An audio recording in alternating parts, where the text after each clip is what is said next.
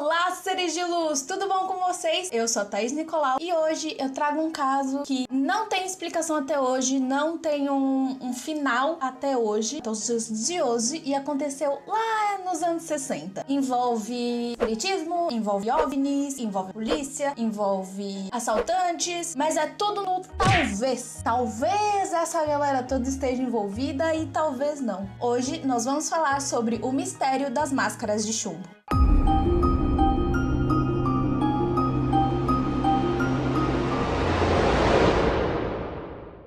No dia 20 de agosto de 1966, um garoto de 18 anos, junto com 3 amigos, foi até o Morro do Vintém, lá no Rio de Janeiro, para empinar pipa. Chegando lá, ele sentiu um cheiro muito forte, sabe o cheiro de podre? Aí ele e os amigos deles resolveram ir procurar o que era. E lá, eles acharam 2 corpos, já em estado de putrefação, um do lado do outro. Manuel Cruz e Miguel Viana estavam muito bem vestidos, um trajando um terno bege e o outro trajando um terno azul, os dois vestidos de capas de chuva. Quando chegaram lá, a polícia encontrou mais objetos com ele, como por exemplo, uma garrafa de água, uma folha de papel laminado, um embrulho de papel com 2 toalhas, uma quantia em dinheiro, 2 máscaras de chumbo feitas bem grosseiramente, um papel de equações básicas de eletrônica e um bilhete que dizia 16h30, estar no local determinado, 18h30, ingerir cápsulas, após efeito,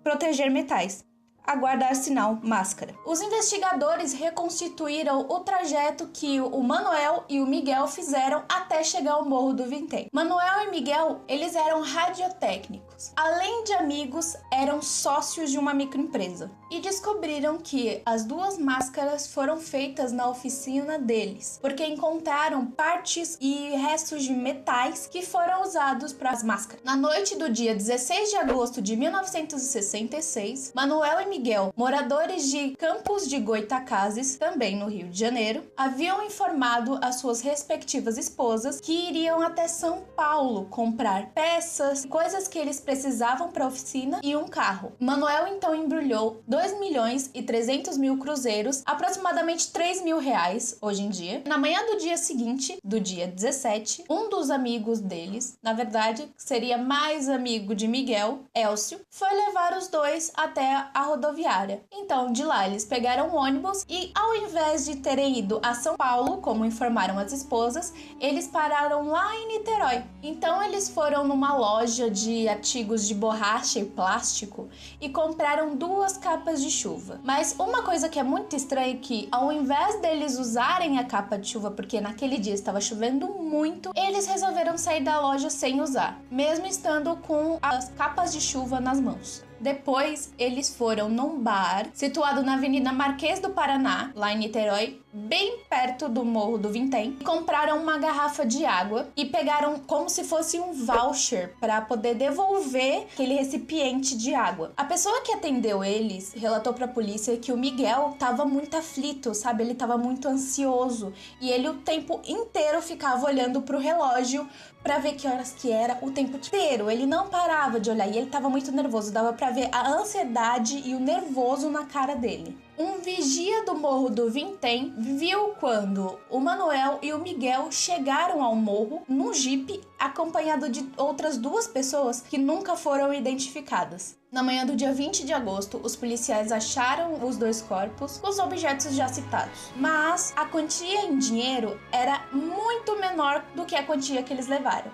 Lembra que eu falei que eles levaram 2.300.000 cruzeiros? Eles só foram encontrados com 157.000 cruzeiros. E os seus relógios tinham sido tirados do pulso e colocados no bolso. 2 dias mais tarde, a polícia prendeu Elcio, o amigo de Miguel, que levou os 2 à rodoviária. O Elcio, ele era espírita, e foi ele que introduziu os 2 radiotécnicos a experiências um tanto quanto duvidosas. Numa delas, os 3 causaram uma grande explosão. Segundo ele, o que eles diziam para a família é que esses experimentos eram correntes do espiritismo e era para espantar maus espíritos. Eu nunca ouvi falar nisso. O estrondo que eles causaram com essa explosão foi tão grande que os moradores da praia, que vivem perto da praia, enfim, vocês entenderam? Eles pensaram que era um terremoto, porque o barulho foi gigantesco e foi um clarão. Os moradores ficaram assustados, todo mundo saiu, enfim, eles causaram nessa praia. Mas por falta de provas que acusassem o Elcio de ter feito alguma coisa contra a vida dos dois,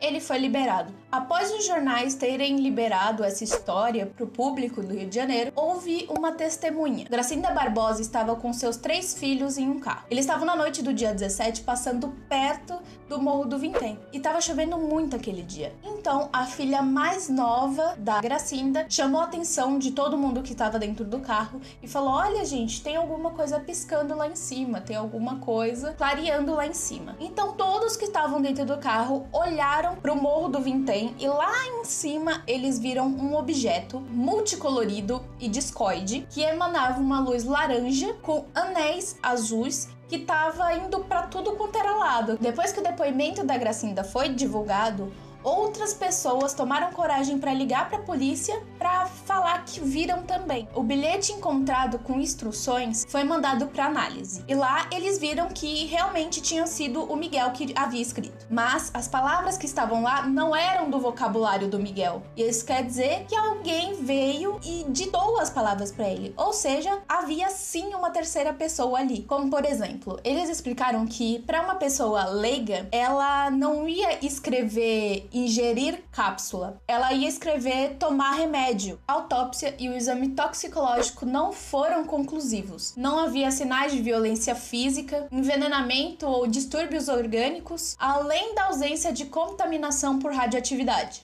Foi levantada a hipótese dos dois terem morrido com um raio, porque estava chovendo muito aquele dia. E eles estavam... Lembra que eles estavam com a máscara de chumbo? Então, metal, chuva, raios... Só que não havia sinais no corpo que eles poderiam ter morrido disso. Então, a hipótese foi descartada. Detalhe que eles morreram na noite do dia 17 e só foram encontrados na manhã do dia 20. Ou seja, eles passaram 4 noites e 3 dias debaixo de sol e chuva, à mercê de predadores e urubus que estavam por ali. Mas eles não foram atacados, não havia sinal de nada. Não havia sinal de facada, não havia sinal de agressão física, não havia sinal que algum animal tenha ido lá, até mesmo depois da morte.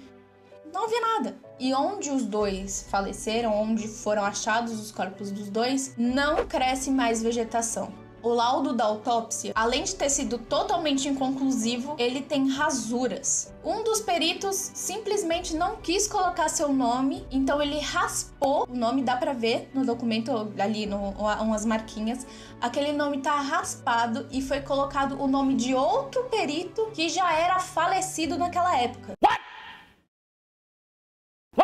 O auxiliar de necrópsia disse para a família que o médico legista responsável pelo caso não estava lá no dia, que foi preciso ser feito o exame toxicológico. Então, o auxiliar mesmo se responsabilizou e fez o serviço. Porém, Astor Ferreira de Melo, o médico legista, disse que estava lá sim. Do quê? Em maio de 1969, o caso foi arquivado pela justiça por falta de provas e por falta de conclusão.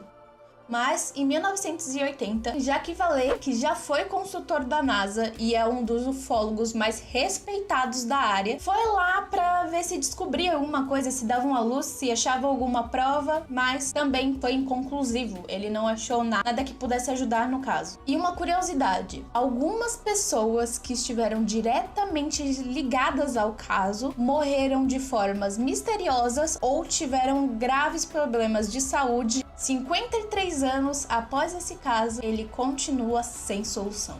Gente, que história, né? Ela é aquela coisa, tá tudo certo e nada resolvido. Tem prova, mas não tem conclusão. Tem muitas teorias da conspiração que dizem que eles podem ter sido atacados por OVNIs, ou que alguém pode matado eles por alguma coisa, até mesmo porque a quantia que foi achada com eles era totalmente inferior à que eles estavam. Pode ter sido uma experiência espírita, né? Que aí já envolve religião, ou seja, envolveram várias coisas e zero conclusão. É um mistério até os dias de hoje. 53 anos após tudo isso ter acontecido, ainda continua sem conclusão. E vocês? O que vocês acham? Foi OVNI? Foi uma pessoa? Ou foi alguma experiência de religião? Coloca aqui embaixo na caixinha de comentários. Me segue lá no Instagram, @_ThaisNicolau. Dá um joinha nesse vídeo, né, pra eu ver se você gostou. E se você não gostou, dá joinha também pra me dar biscoito. Agradecida. Se inscreve aqui e já ativa o sininho pra não perder mais notificações, entendeu? Pra continuar vendo vídeos super interessantes como esse e ver a minha carinha belíssima, linda, maravilhosa. Um beijo e até mais. Tchau!